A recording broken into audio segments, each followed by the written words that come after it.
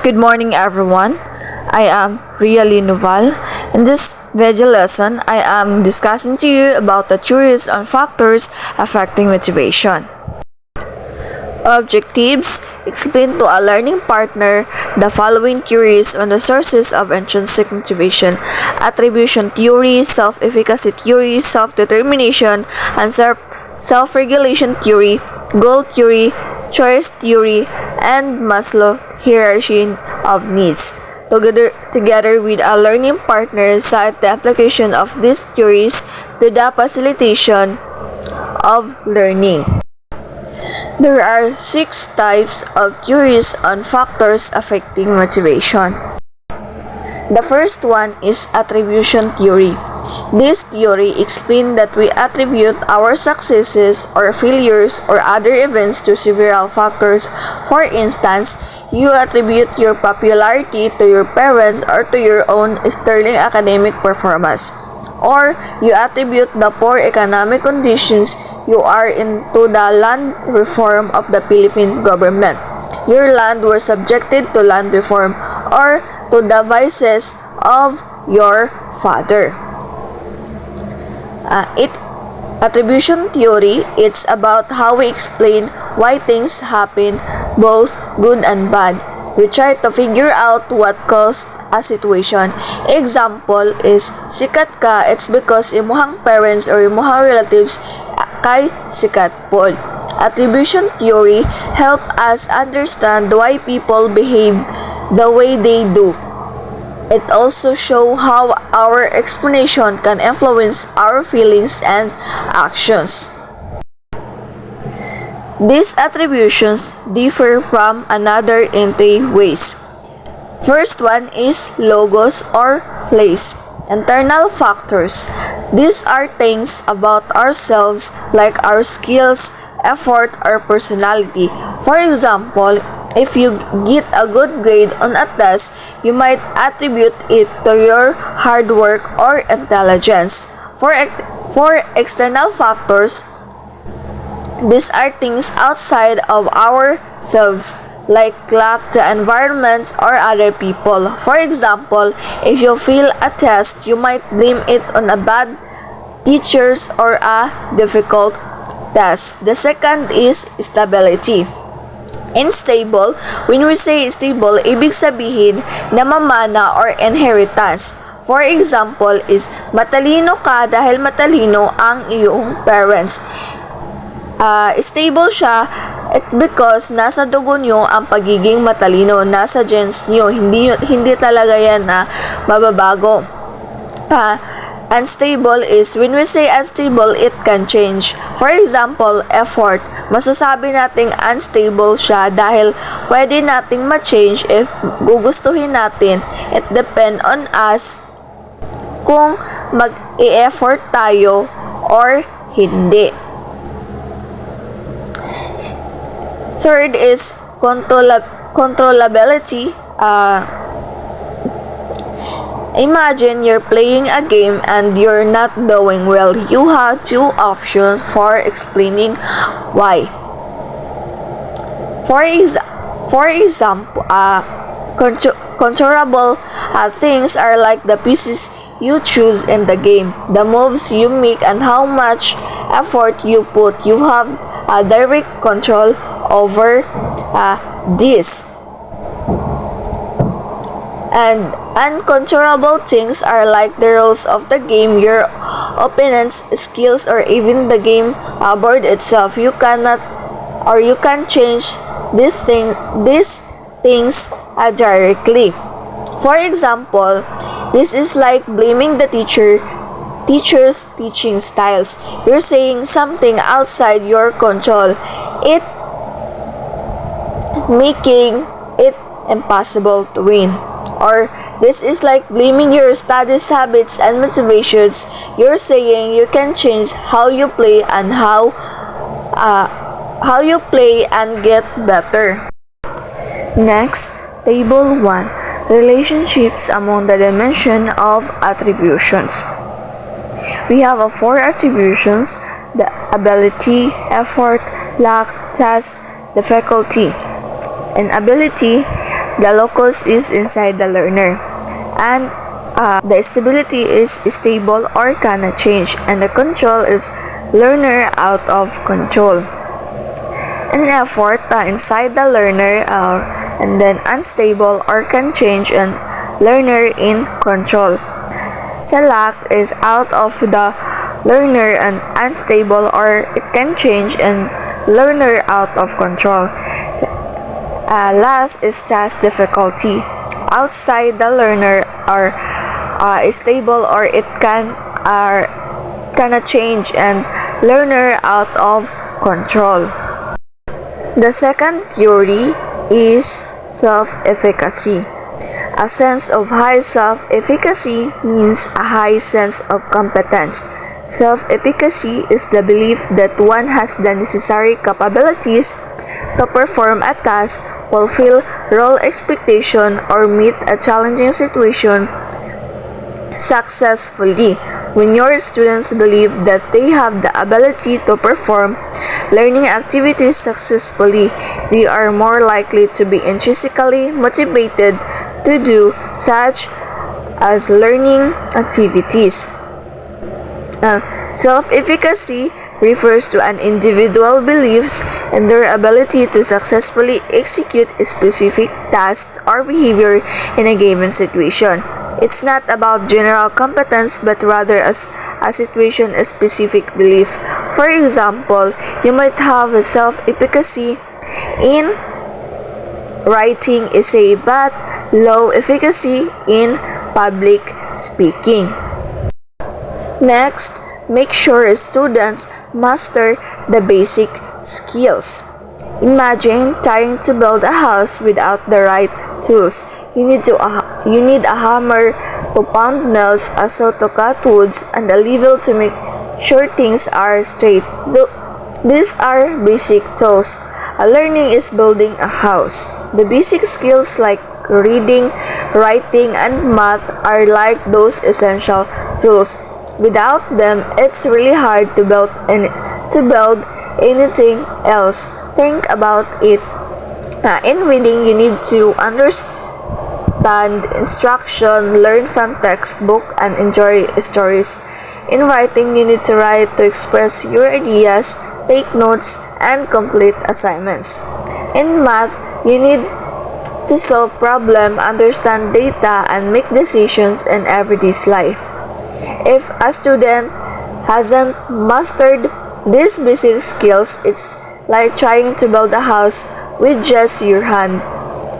They will struggle with everything else. They feel frustrated, they won't understand what's going on in class and will get discouraged. They will fall behind. They will have trouble keeping up with their classmates and might start to feel like they're failing. They will lose confidence. They might start to think they are not smart enough, which can make them even less motivated to learn. So, mastering those basic skills is like having the right tools for the job. It makes learning much easier and more enjoyable, and it helps students build a strong foundations for success in school and beyond. Second, help them make a noticeable progress on difficult tasks. You like to give up climbing a mountain when you feel that you are not making progress at all. When you have spent hours and hours on a difficult task and you seem not to be progressing, you are made to think that your efforts are leading you now and you want to give up. That's why it is good that you are helped to see progress while you are working on your difficult task. The knowledge that you are progressing inspires you to keep on. Third, imagine you're a teacher, and the third is communicate confidence and students' ability through action and through words and action. So imagine you are a teacher and you want your students to feel confident about tackling a new lessons. You know they are capable, but how do you communicate that belief so they can truly believe it themselves? So the first thing you need to do is use a positive language instead of saying this might be hard, trying you've got this. Remember how well you did on previous tasks. And fourth is expose them to successful peers. Imagine you're surrounded by people who are always achieving amazing things. You see them working hard, overcoming challenges, and celebrating their wins. What happened to you? You get inspired. You start to believe that you can achieve great things too. That's the power of seeing success in others. It's like catching a positive energy that motivates you to reach your own goals. This is exactly what happens when the students are exposed to successful peers. They see their classmates doing well and it sparks a fire within them. They realize if they can do it, so can I. Just like a cold can spread through a classroom, so can success. It's contagious. When students see others succeeding, it makes them believe in their own potential, encourage them to work harder and strive for their own achievements. This is why it's so important to create a classroom environment where success is celebrated and shared. When students see their peer doing well, everyone benefits. It's a positive cycle that fuels motivation and helps everyone reach their full potential. Table 2. The influence of self-efficacy on motivation. High self-efficacy learners and low self-efficacy learners.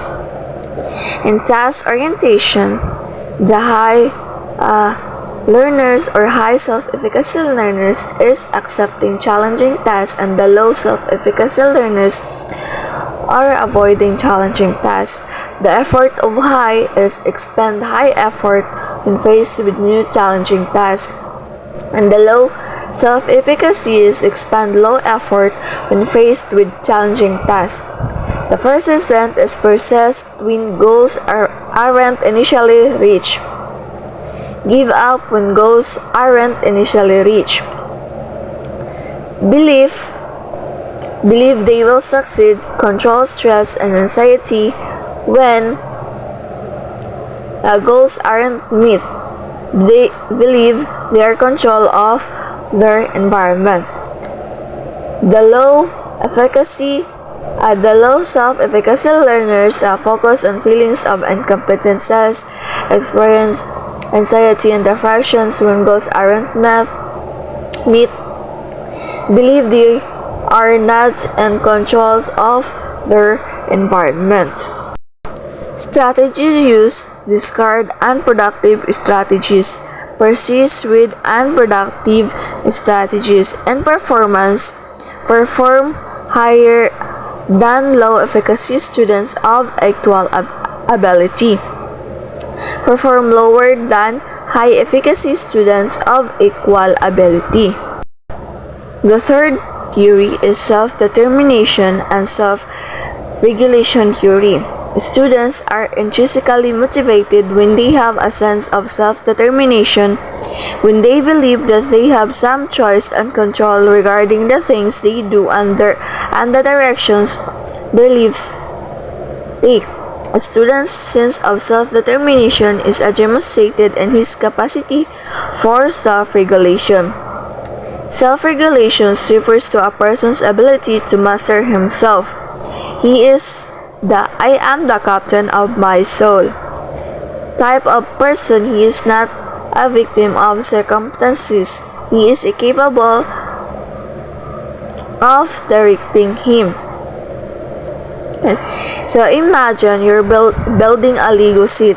You have a big box of colorful pieces and the instructions tell you how to put it together. You could just follow the instruction exactly step by step. But what if wanted to be created? What if you decide to use some of the pieces in a different way? Or even add your own ideas to the design? That's what self-determination is like. It's about having the freedom to choose how you do things, even if there are guidelines. It's about feeling like you're in a control or your own learning and your own life. As students with a strong sense of self-determination is like a captain of a ship. They are not just following the currents, they are setting their own course.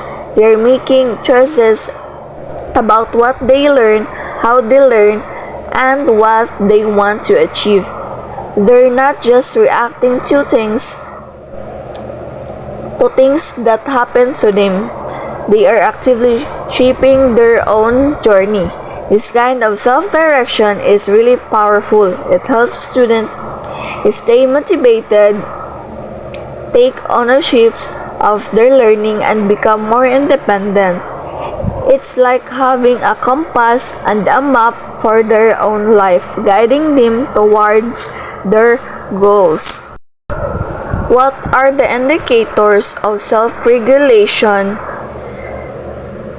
They are the abilities to first is set standard for oneself. They are the personal goals and expectations you set for yourselves. They're not just about following rules or meeting someone else's expectations. They're about what you want to achieve and how you want to do it. Self-standards about having high expectations for yourself but also being flexible and creative. They're making about setting your own bar for success and striving to achieve it.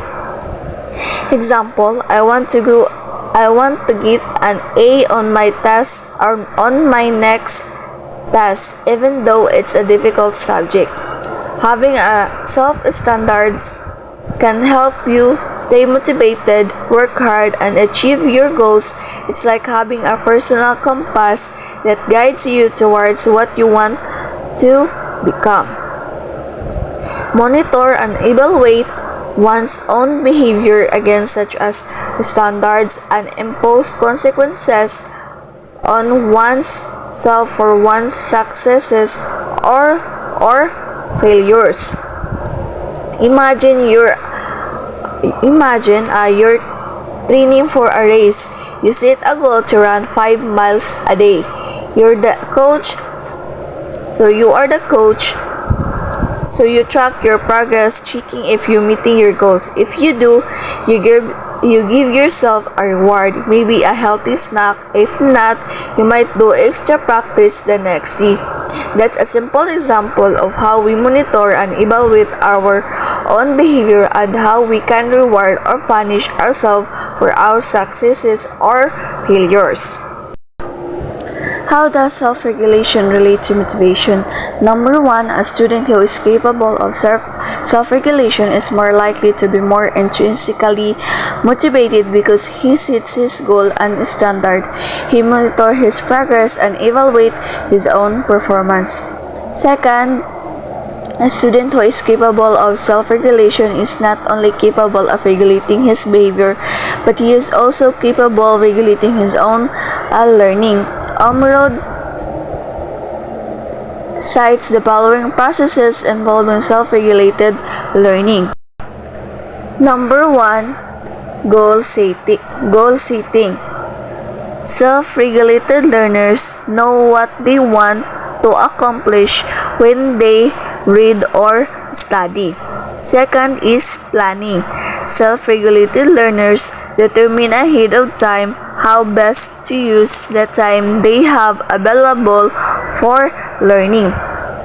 Third is attention control. Self-regulated learners try to focus their attentions on the subject matter at the hand and clear their minds of distracting thoughts and emotion.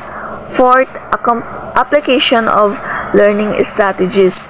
Self-regulated learners choose different learning strategies depending on the specific goal they want to accomplish. Fifth, self-monitoring.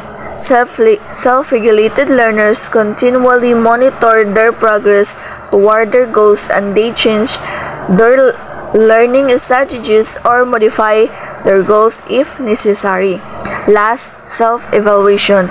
Self-regulated learners determine whether what they have learned is sufficient for the goals they have set.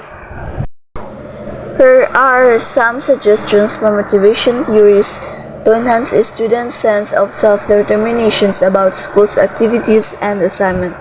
Number 1. Present tools and instructions in an informational manner rather than controlling manner. Here are examples on how to present tools in informational manner. We can make sure everyone has an equal chance to speak and be heard if we listen without interrupting, and raise our hands when we want to contribute to the discussion. Second, provide opportunities for students to make choices. A particular lesson objective can be reached by the use of varied strategies. The students will be more likely to be intrinsically motivated to attain the objective when they are given the freedom to choose how to attain it, of course, within the set parameters. An example is when you allow our students to choose their manner of group work presentations to the class after the group activity. Last, evaluate students' performance in a non-controlling fashion. Communicate evaluation results to inform your students of their progress without passing judgment of some sort, but to make them see that they are strong in some points but not so in other items. The practice of self-evaluation, especially with the use of scoring rubrics, will be a great help. That could be all on my part. And for the continuation of this topic, Ms. Kim Tabasa will continue the report.